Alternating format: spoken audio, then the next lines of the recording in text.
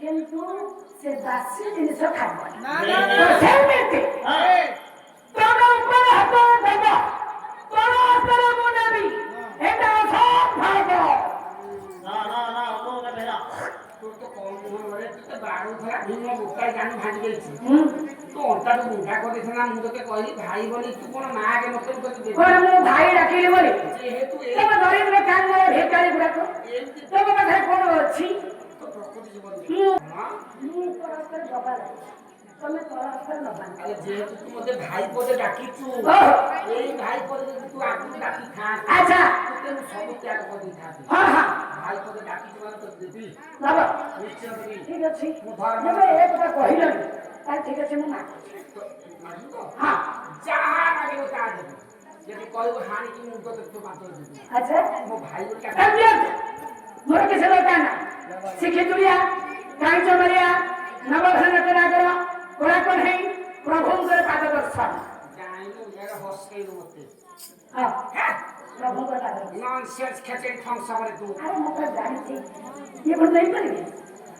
ବାହାଦୁର ଲୋକ ଗୁଡାକ ନା। କୃଷ୍ଣ କୋଉଠି ତମେ କୋଉଠି ଡାକିବ ପ୍ରଭୁ ଆସିବେ। ଜୀବନ କାଳ ମଧ୍ୟରେ ସବୁବେଳେ କୃଷ୍ଣକୁ ତୁ ଘୃଣା କରୁ। ଯେତେବେଳେ ଭଗବାନଙ୍କ ପାଖରେ ଟିକେ ମୁଣ୍ଡିଆ ମାରି ପ୍ରଣାମ କରିବୁ, କୃଷ୍ଣକୁ ତୁ ଅପମାନ ଦେଇଛୁ। ତମର କଣ ସେଦିନ ଶାନ୍ତିୟୁତ ଭାବରେ ଯାଇଥିଲେ 5 ଘୋଡ଼ା ମାରିବା ପାଇଁ। କଣ କଲୁ? ଦୂତମାନଙ୍କୁ ଆଦେଶ ଦେଇଥିଲୁ ତାଙ୍କୁ ବାନ୍ଧିବା ପାଇଁ। ତମେ କାହିଁ ଏତେ କଥା କହୁଛ? ବର୍ତ୍ତମାନ ମୋର ଗୁରୁ ଭଗବାନ ଅଛି, ଦାନ ଭଗବାନ ଅଛି। ଜୀବନ ପ୍ରତିବଦର କିଛି ସମୟ ବାକି। ମୁଁ ଚାହୁଁଛି ପ୍ରଭୁଙ୍କ ପାଦ ଦର୍ଶନ କରେଇ ପାରିବ, କରେଇ ପାରିବ। ମୁଁ ଜାଣିଛି ଭାଇ, ମୁଁ ଜାଣିଛି।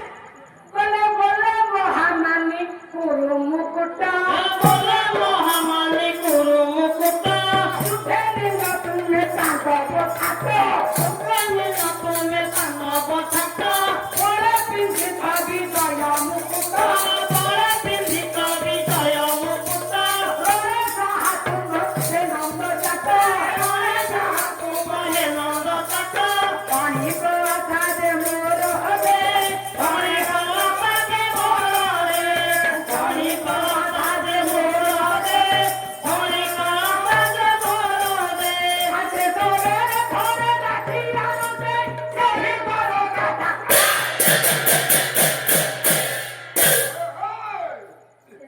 ସମୟ କେବଳ କହିଲେ ବୋଲି ମୁଁ କହୁଛି, ଡାକିବ ନା ଡାକିବନି?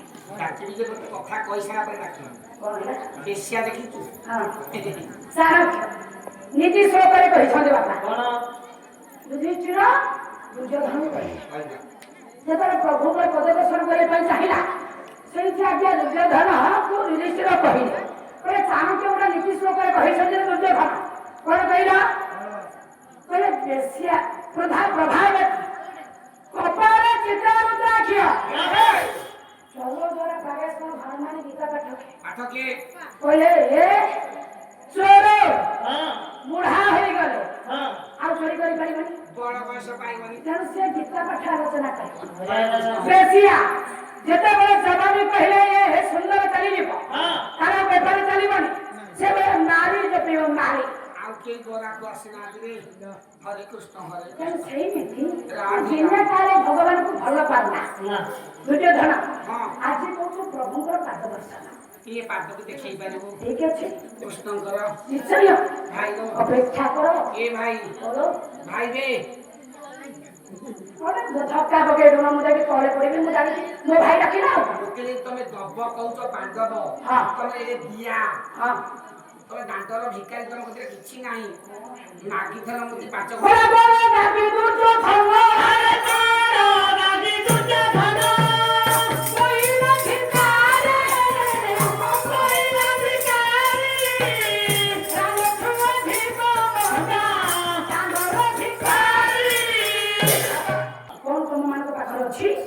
ଉପର ହସ୍ତରେ ତମେ ଦବ, ମୁଁ ତଳ ହାତରେ ନେବି। କଣ ଅଛି? ମତେ ଚାଣକ୍ୟ ନୀତି ଶିକ୍ଷା ଦେଖାଉଛ? ଦରିଦ୍ର କାଙ୍ଗାଳ ତୁମେ,